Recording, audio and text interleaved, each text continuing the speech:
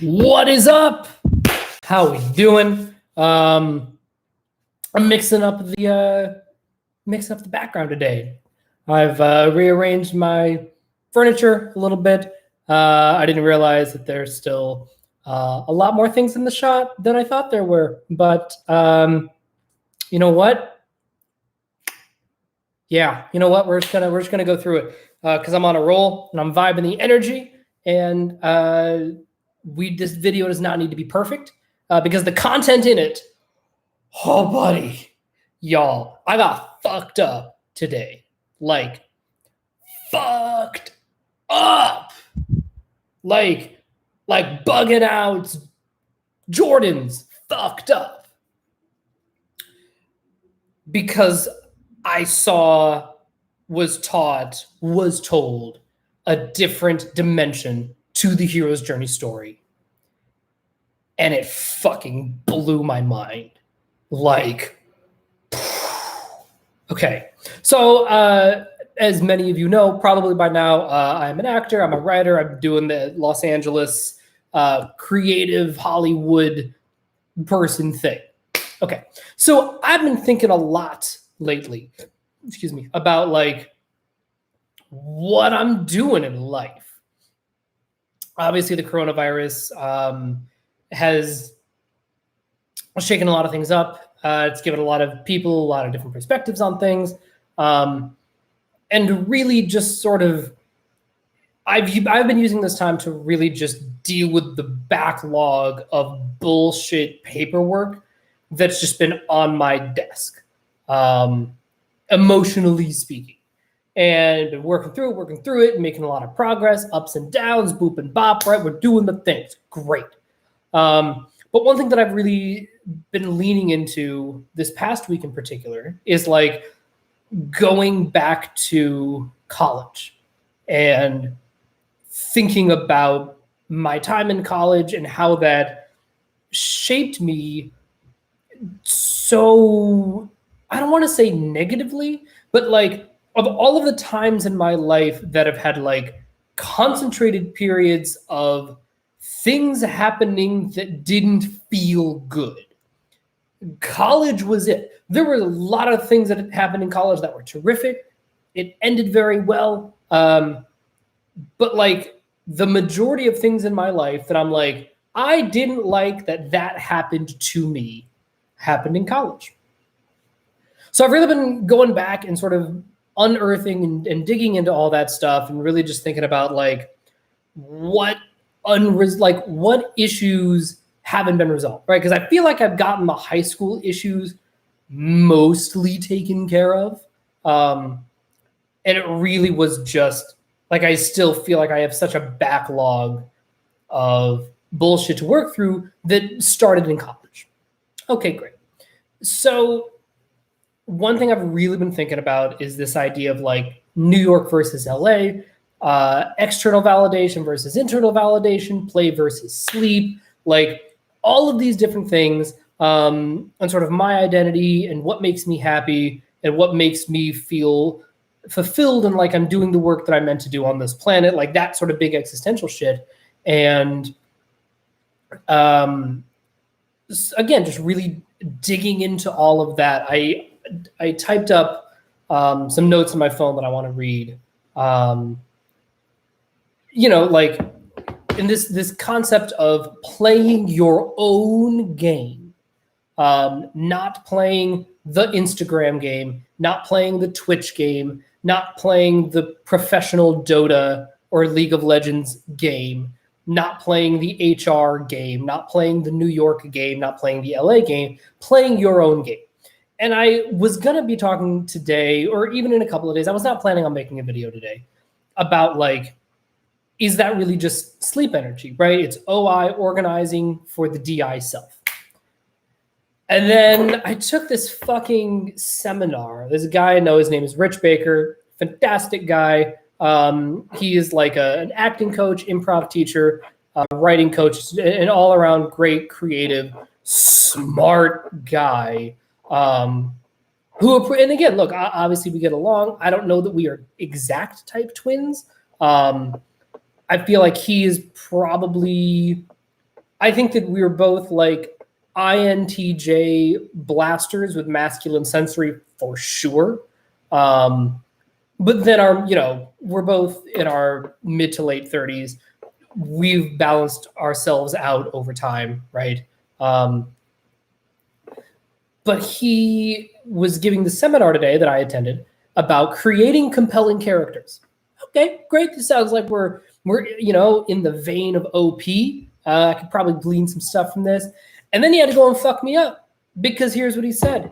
So we're talking about there are 4 things. And see if I have the book that this is from.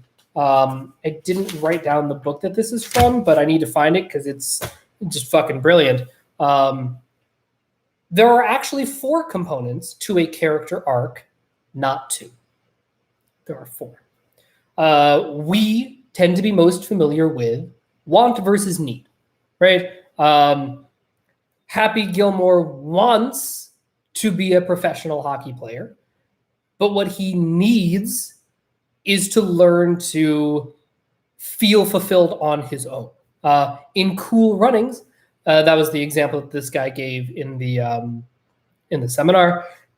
He wants to win a gold medal, but what he needs to learn is that he is enough who he is, where he comes from is enough. Jamaica is a meaningful place. Like he doesn't need these other things to feel like he matters, right? And if you look at any hero's journey,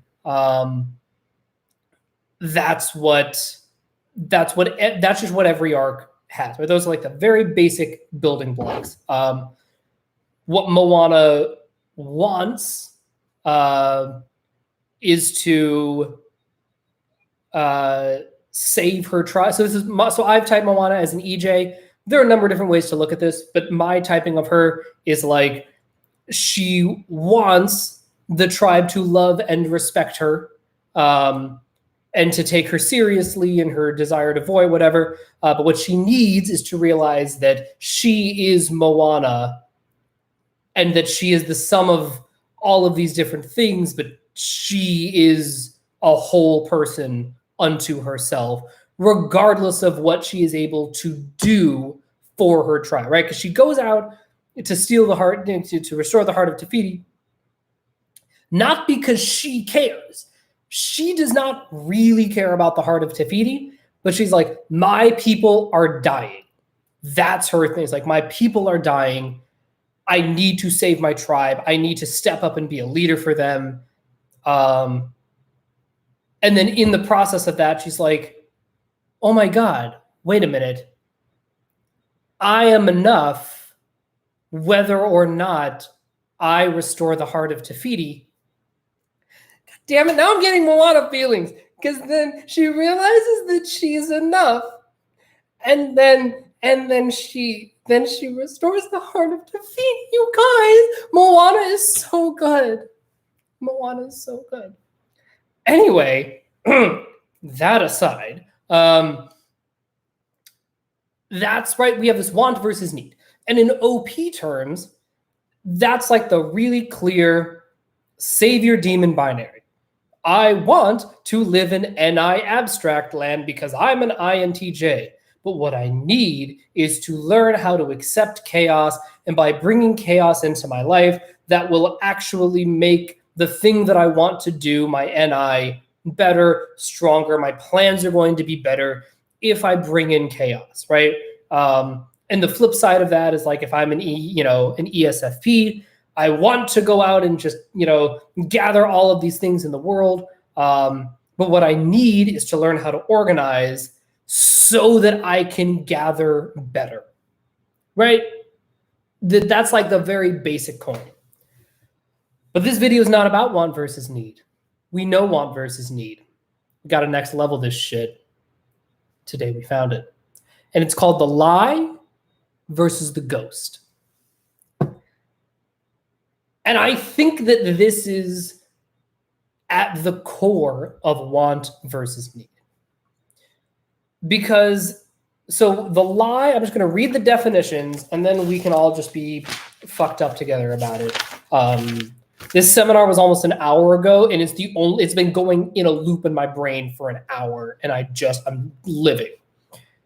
Okay, so the lie is the incorrect thing that the hero or heroine believes.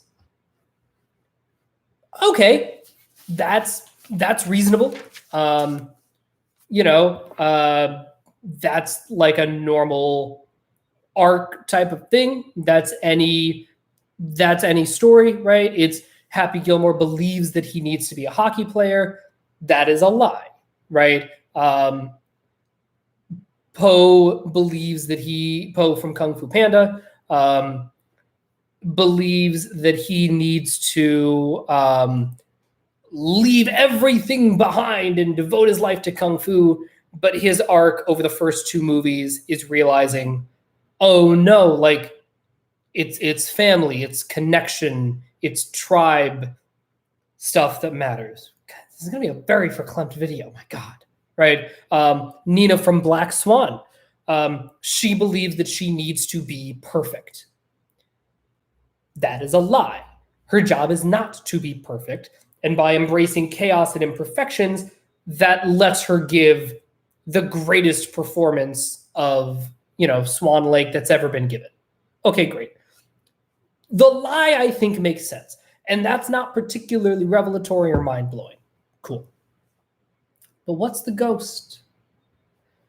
The ghost is the damage that was done to the hero that gave birth to the lie. I'm going to say that again because every time I say this, it just hits me deeper and deeper. The ghost is the damage that was done to the hero or heroine that gave birth to the lie. And the reason why that fucked me up so bad is because that lie comes from somewhere. Whatever lie we are currently telling ourselves didn't come from nowhere. It came from some trauma. It came from whether it's, I guess, external by necessity because whatever, or, again, something happened to us. Something damaged us. Something traumatized us. And it gave birth to a lie. And I think about this in the OP context and how really because there are people who, I'm just going to use like the Jake and Logan Paul, right? They're like the drive off a cliff, ESFP, I don't give a fuck kind of guy, right? Well, the incorrect thing that they believe is that going all in on their savior SE is going to save the day. But that's a lie, right? What they need, right? So this sort of gets back to this want and need. But what they need is organization. They need to slow down. They need to process for themselves. They need to not constantly be moving on to the next thing. But where did the ghost come in? The ghost is some damage that was done to them that made them believe that doing their demons was never going to pay off, right? That, well, why bother organizing because I'm responsible for gathering, right? To use a more personal example, because this I actually know, it's this feeling, right? So I'm an INTJ. I'm very, very lucky that I'm a glass lizardy INTJ. But I still have IJ problems, right? Control versus chaos.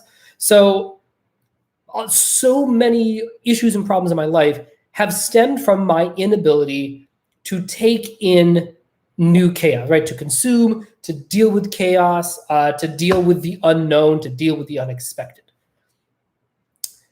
So that is a lie, right? The idea that the unknown and the unexpected, the OE, the SE stuff, right?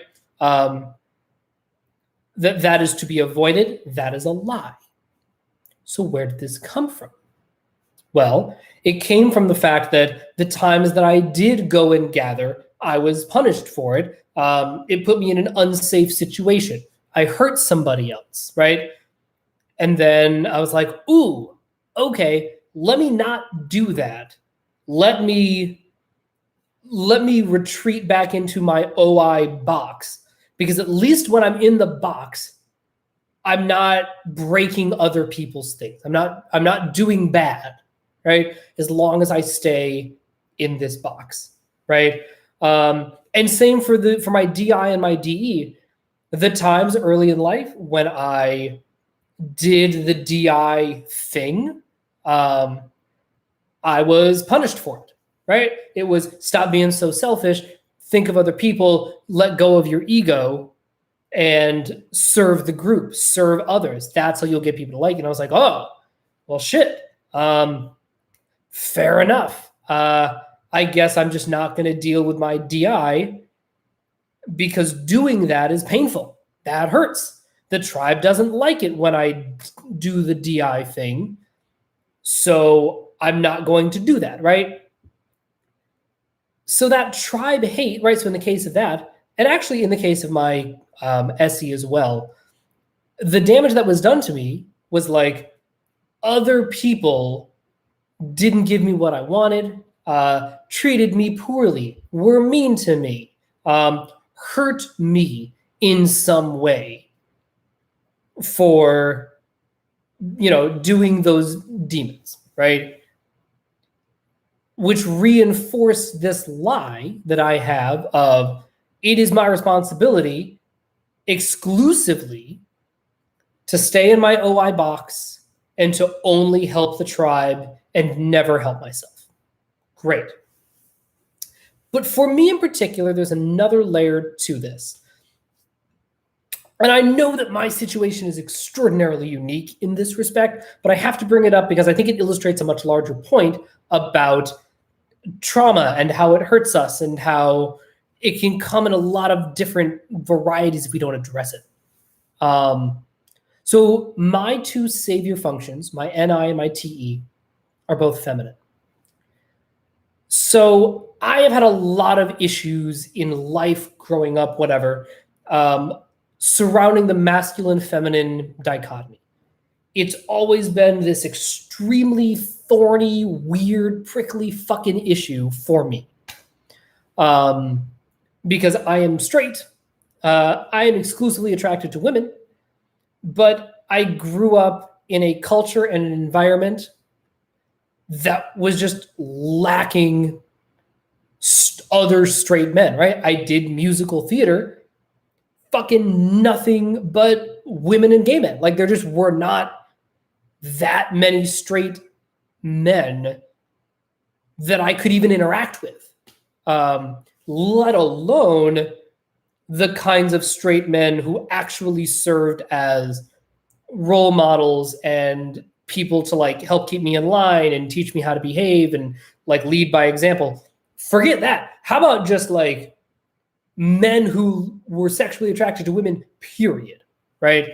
And, my home was a very feminine home. My mom kind of ran the house and she's like double feminine to hell. The musical theater community, a lot of women, a lot of gay men. It's a very feminine moon energy culture. Also a lot of feminine sensory there. And then even like the liberal arts, even in the education, the tutoring space that I worked in, the liberal arts, Spanish, I took a lot of psychology classes. I was always really interested in sociology, comparative religion. There again, not a lot of straight men. It was a lot of women. It was a lot of gay men. It was a very feminine space. So what happened with me was that I thrived in a lot of ways because I was just doing my saviors, right? I'm doing the NI, feminine TE. We are loading up on feminine energy. And as soon as I ever tried to do my demons, which are both masculine, my masculine SE, and my masculine FI, whenever I turned on the masculine side of my being, persona, identity, whatever you want to call it, I was punished for it, right? They're like, oh, no, put that the fuck away. We don't want any of that in our feminine space. Leave that shit at home.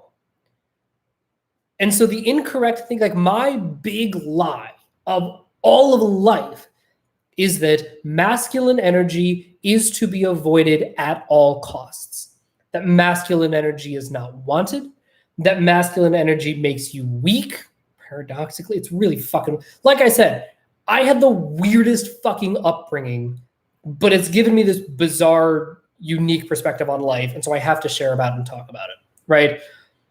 It's that any masculine energy is bad. Don't invest in it. Don't do it. Live in feminine land.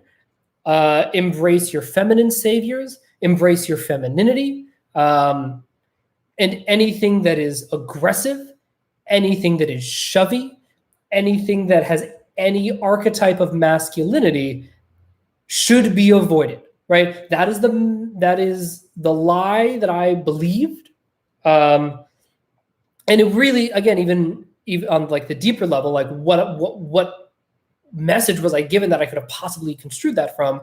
It's that if you want to be a good person, then you cannot care about being sexy, being exhibiting masculine qualities, because people who do that, they're bad people. Those are the bad guys, right? We like the nice, sweet, sensitive guys. Don't be a douchebag asshole who exhibits all of these macho masculine qualities, right? So that's the lie that I believe. But then what's the damage that was done that gave birth to that? People not dating me, people excluding me from social groups, but also people including me for being somebody I wasn't, right? I was included and rewarded for being inauthentic. So when I'm rewarded for being inauthentic, that's just going to make me want to be inauthentic, right? It's like, well, if I'm rewarded for, like, where is the incentive, right? If I'm rewarded for doing this and punished for doing this, I'm going to do the thing that rewards me, right?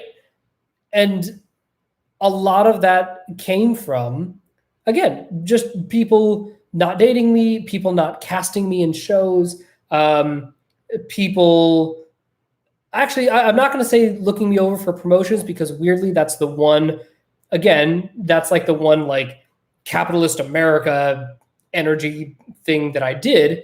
And oh, look, I was rewarded for it handsomely, right?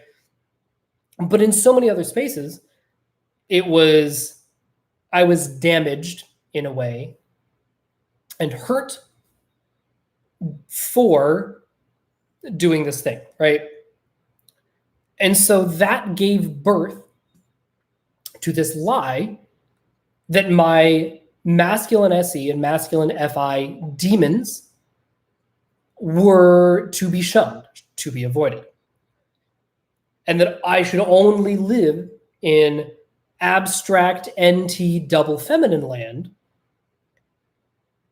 And it's funny, and that just like wrecked so many different parts of my life, because what happened is I would build up all of this tension, and then I'd have a huge masculine tidal wave, whether it, a double masculine SF fucking tidal wave. And it was really bizarre, right?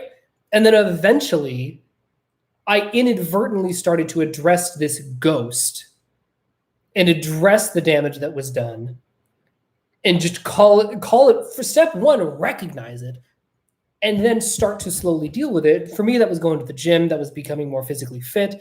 And then as that started to work itself out, right, quite literally in this case, I was like, oh shit, Now that I'm addressing the ghost, now the lie is starting to fall apart. Now this lie around which my entire existence was built is starting to fall apart.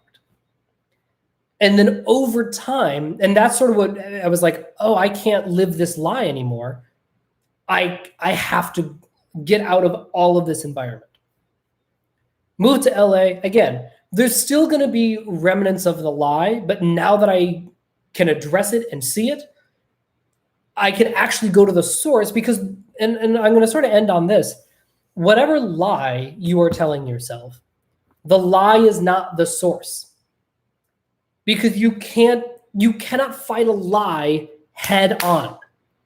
And that's what blew my mind about this, is that I think that so many of us, I fucking certainly was trying to address this lie and simply change that belief.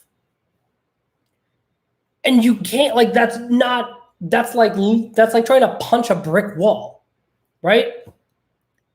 What you need to do, right? And even let's say you're not trying to punch, let's say I have a sledgehammer and I'm trying to break down the Berlin Wall, right? Little 80s reference for us there. Well, if I'm just banging on the wall is never going to come down. What I have to do is I have to find the part of the wall that's damaged, right? I need to find the damage done that gave birth to the lie and heal that, right? I'm mixing metaphors like crazy here. No, let's go with the break down the line. Let's stay in masculine land. I think that's going to be helpful, right? So like I have to find the part of the wall that's damaged and focus on that, and then the lie is going to come down, right? And in the case of the Berlin Wall, look, I am not a history expert at all. So if this is wrong, tell me in the comments below. But my understanding is that like the lie is that East Germany and West Germany needed to be separated because of their differing beliefs, because of, right, the USSR and the Cold War, right? And then once that lie went away, once that lie was defeated, then the wall could come down, right? But in order to even address that lie, we had to go even deeper to be like, what damage was done that gave birth to this lie in the first place? And so my encouragement to you, whether you're using this in a strictly OP context or not, you have to find the lie. Absolutely. That lie is critical, but you cannot hit the lie head on. You have to look for the ghost behind the lie.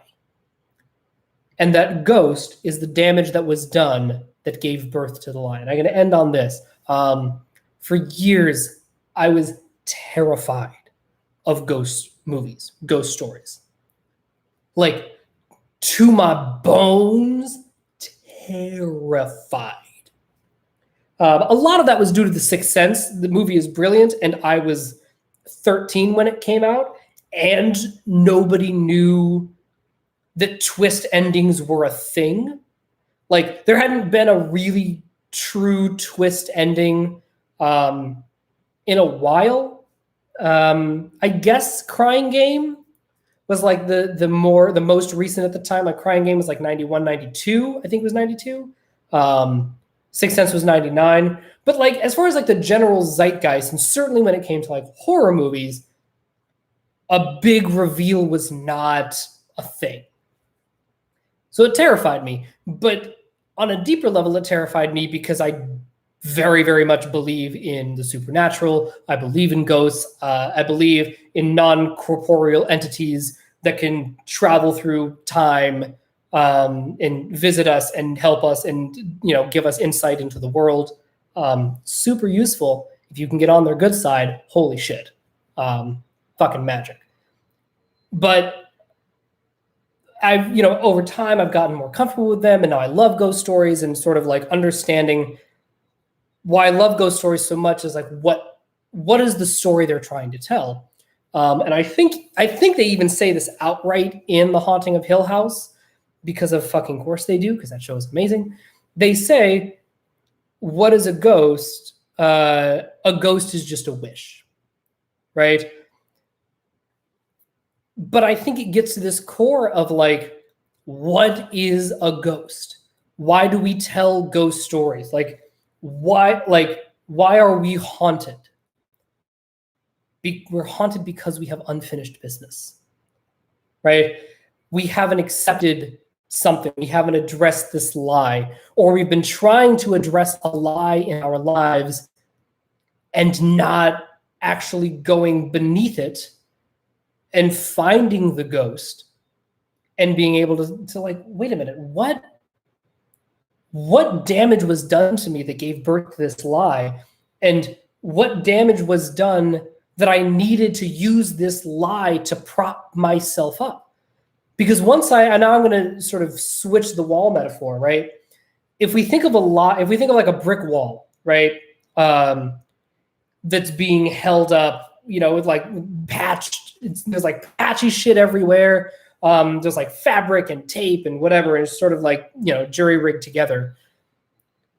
Well, if we fill in the wall with bricks and make it stable, maybe add another layer at the bottom, well, now I don't need the jury rigging. We can get rid of the fabric and the tape and the shit that makes it look ugly, that makes it less robust, that makes it weaker, that makes it more vulnerable. But we can't do that unless we choose to acknowledge the damage that was done to us that gave birth to the need to lie in the first place. All right, that's all I got for today. Thank you so much for hanging out with me. I know this is a little bit more on the hippy dippy esoteric side, but my mind is blown. I'm processing a lot of things right now. And this really felt like something that objective personality needed in the zeitgeist. Dave, if you are watching this, I'd love to talk about this more. If you just want to like steal it outright, that is fine. I can't remember the book that this came from, but like there's a lot of OP shit in this ghost lie dichotomy that I think is really worth exploring. All right, that's all I got for today. Thank you so much for hanging out with me, and I will talk to you guys later. Bye.